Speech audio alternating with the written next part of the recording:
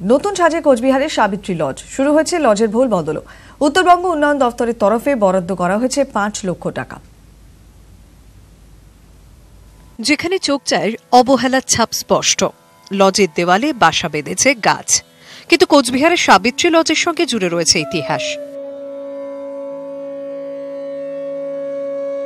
কোচবিহারে মহারাজা নৃপেন্দ্র নারায়ণ ভূপ বাহাদুরের খুড়তুতো ভাই কুমার গজেন্দ্র নারায়ণ 1885 সালে এটি তৈরি করেন। 1908 সালে শুধুমাত্র মহিলাদের জন্য এখানে শুরু হয় কারিগরি শিক্ষা স্কুল। তবে দেখভালের অভাবে ঐতিহ্য হারিয়ে গিয়েছে ঝোপ জঙ্গলের ছায়ায়। ঐতিহ্যবাহী বিল্ডিং এগুলোকে সংরক্ষণ করা এবং সংস্কার করা আমার মনে হয় এটা আমাদের কর্তব্য সবারই। আমরা এইটা আরো ভালো কিভাবে করা যায়, কিভাবে সাবিত্রী লজকে একটা ট্যুরিজম ডেস্টিনেশন করা যায়, কিভাবে সাবিত্রী লজকে নিয়ে যাওয়া যায় সমাজের আরো কাছে, মানুষ যাতে এখানে আসে। ছড়ায় ভুতুরে গল্পের গুজব। এবার সেই ঐতিহ্য ফিরিয়ে আনতে উদ্যোগ রাজ্য সরকারের। লাগোয়া এলাকার জঙ্গল সাফাই ও লজের প্রত্যেকটি ঘরের ছাদ সারানোর কাজ শুরু হয়েছে। তৈরি হচ্ছে দোতলায় যাওয়ার সিঁড়িও। উঠোন সাফাইয়ের কাজও শুরু হয়েছে। রাজপ্রাসাদের আদলে তৈরি লজের হাল ফেরায় খুশি স্থানীয়রা। নতুন রূপ পেলে পর্যটকদের টানবে সাবিত্রী লজ, আশাবাদী সবাই। কোচবিহার থেকে প্রবীর কুণ্ডু, নিউজ 18 বাংলা। মহিষাদল রাজবাড়িতে ঘুরতে গেলে এবারে ডাবল মজা। পর্যটকদের কথা ভেবে রাজবাড়িতে বড় দিঘিতে চালু হয়েছে বোটিং। রাজবাড়ির চারিদিকে ঘোরার পাশাপাশি বোটিং এর আনন্দ। শীতের সময় রাজবাড়িতে তাই এবারে অন্য বারের থেকে একটু বেশি ভিড়।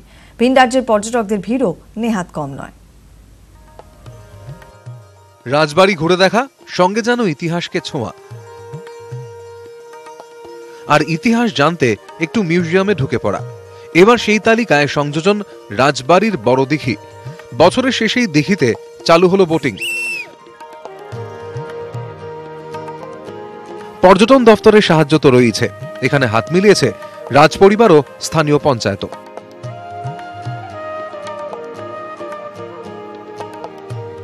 পঞ্চায়েত সমিতি আমাকে লিজে দিয়েছে, লিজ চুক্তিতে চালাচ্ছি। আর নিয়মকানুন বা টাইম ওনারাই আমাদেরকে বলে দিয়েছে বা একটা কপি করে দিয়েছে। একটি বোটে 4 জন চড়তে পারবেন। সঙ্গে দেওয়া হবে লাইফ জ্যাকেট ও বাঁশি। কোনোভাবে বিপদে পড়লে কখন বাঁশি বাজাবেন পর্যটকরা, बोटे ওঠার आगे সেটাও বুঝিয়ে দেওয়া হচ্ছে তাদের। फीलिंग अच्छा हो रहा है, पहले भी गया था, वो ये भी अच्छा है क्योंकि बच्चों का थोड़ा एंटरटेनमेंट हो जाता है पानी में। 20 মিনিটে বোটিং এর জন্য দিতে হবে 20 টাকা। প্রথমে 2টি বোট চালু হলেও পরে বোটের সংখ্যা বাড়বে। রাজবাড়ি তো বটেই, দিঘির টানে অনেকের ডেস্টিনেশন মহিষাদল রাজবাড়ি। রাজপ্রাসাদের সামনে দাঁড়িয়ে যেমন ইতিহাস জানার চেষ্টা করছেন পর্যটকরা, সেরকমই জলে নেমে রাজবাড়ির দিঘিতে নেমে বোটিং করছেন। সব মিলিয়ে একেবারে রীতিমতো আনন্দে বলা যায় মাতোয়ারা পর্যটকরা।